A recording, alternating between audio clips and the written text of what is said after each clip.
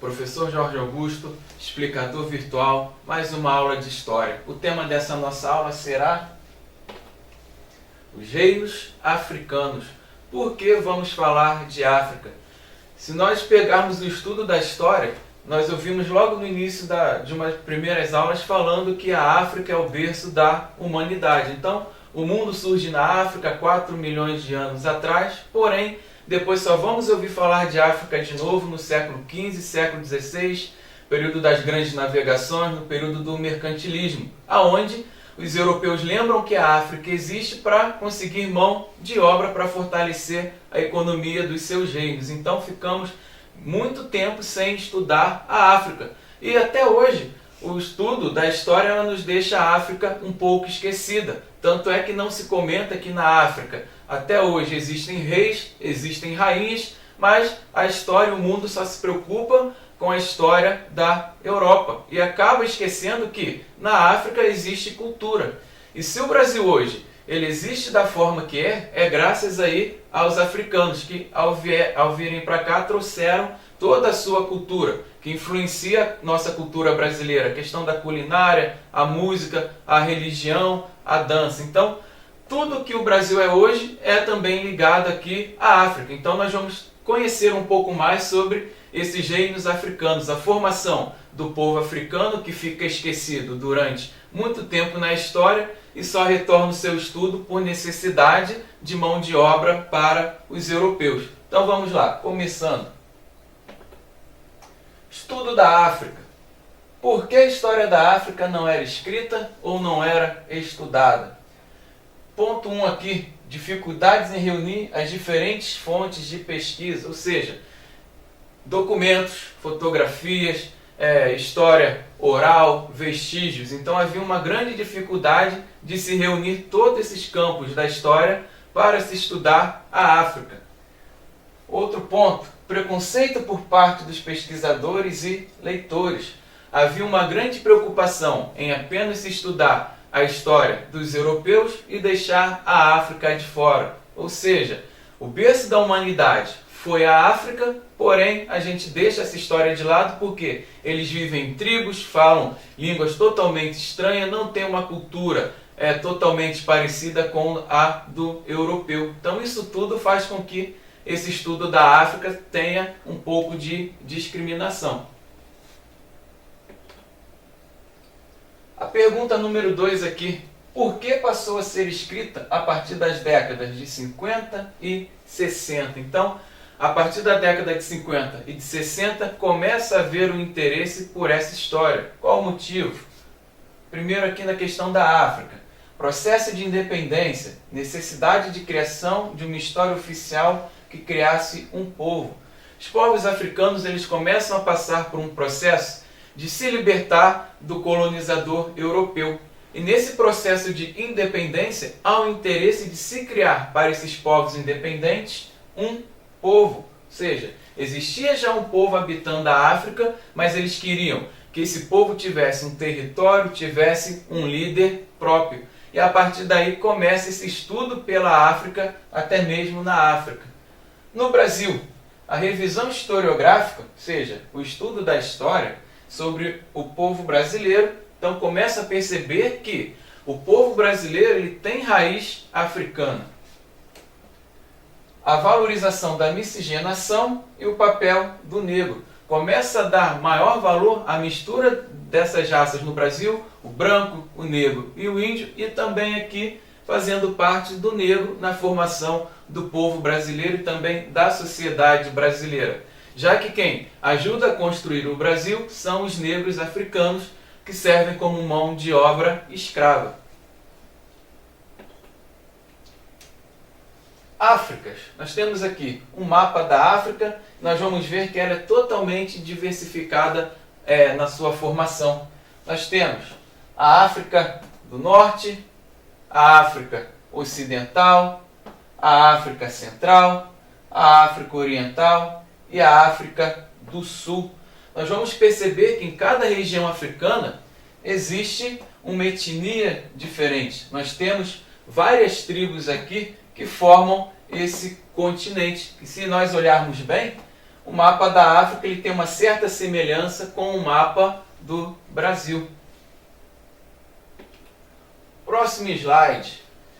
Geralmente, os membros das comunidades eram poliglotas. Nós vamos ter vários dialetos aqui dentro desse continente africano, pois dominavam e utilizavam várias línguas, a exemplo daquelas que eram faladas por seus familiares e por línguas dos grupos e comunidades vizinhas. Então, cada tribo ela acaba tendo um dialeto diferente, acaba tendo uma língua diferente. Essa língua africana, quando eles vêm para o Brasil, também vai influenciar muito no nosso vocabulário.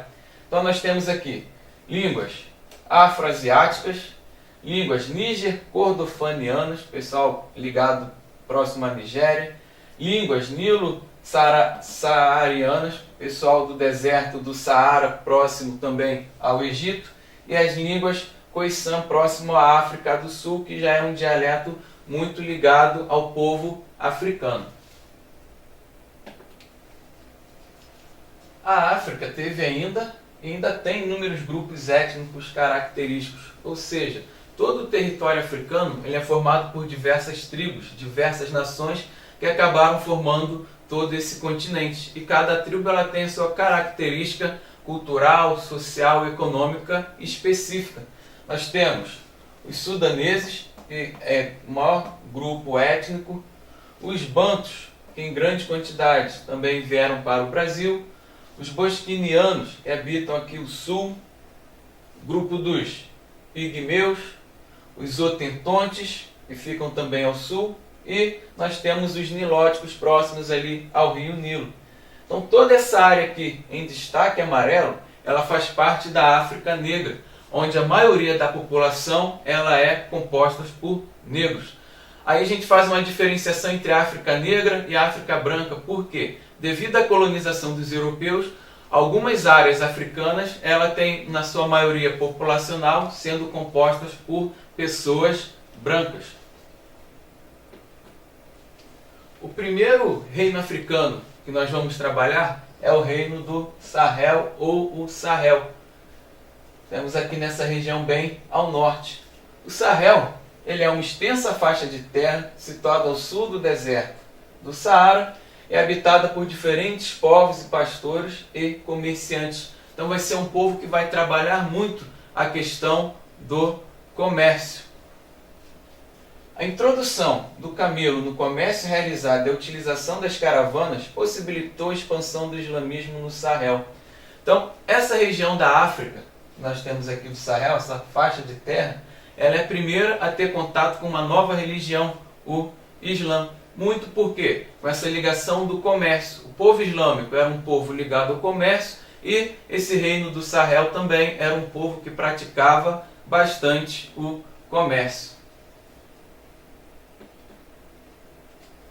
O próximo reino, o reino de Gana, vem aqui próximo ao Oceano Atlântico. O império fundado para defender-se dos povos berberes, povos invasores vindos do Islã. Qual era a economia do povo de Gana? Como funcionava essa economia? Através da arrecadação de impostos, rotas comerciais. Além das rotas comerciais, nós teremos o ouro, fornecimento para os árabes do Mediterrâneo. Estamos percebendo que grande parte desses povos africanos, desses reinos africanos, eles estabeleciam comércio. A expansão desses povos está ligada diretamente, então, ao comércio. E já é o segundo reino que estamos vendo que mantém contato aqui com os povos árabes. Seguindo aqui mais um assunto. Como vai ocorrer o declínio desse reino de Gana? Primeiro, o ataque dos berberes e as revoltas internas. Por que ocorriam revoltas internas? Lembre que o povo africano ele é composto por tribos e cada tribo ela tem características diferentes da outra. Mesmo habitando a mesma região, é possível termos então tribos inimigas, que é onde nós vamos ter um rei de uma tribo querendo tomar o poder de um outro rei. Ponto 3.2 diz que ocorreu o esgotamento das minas de ouro. Quando ocorre esse esgotamento das minas de ouro, ocorre então também o declínio comercial. 3.3 Surgimento de novas áreas de produção aurífera. Outros lugares na África começaram aí a produzir o ouro. E a partir da descoberta de novas minas e com o declínio das minas de ouro de Gana, começa a ocorrer a migração para outros territórios africanos. Império Mali. O povo Mali, ou Mandiga, vassalo do reino de Gana. Esse Império Mali, então, ele surge do reino de Gana. Quando o reino de Gana entra em declínio, surge então o Império de Mali. A reação à opressão de Gana, a guerra e acordos com os povos vizinhos, possibilitou a construção do Império. Então ele começa a existir a partir da queda do reino de Gana. O ponto 3, a estabilidade política. Há uma certa organização política que gera uma centralização, ou seja, as disputas internas entre as diversas tribos, elas começam a sumir, a desaparecer.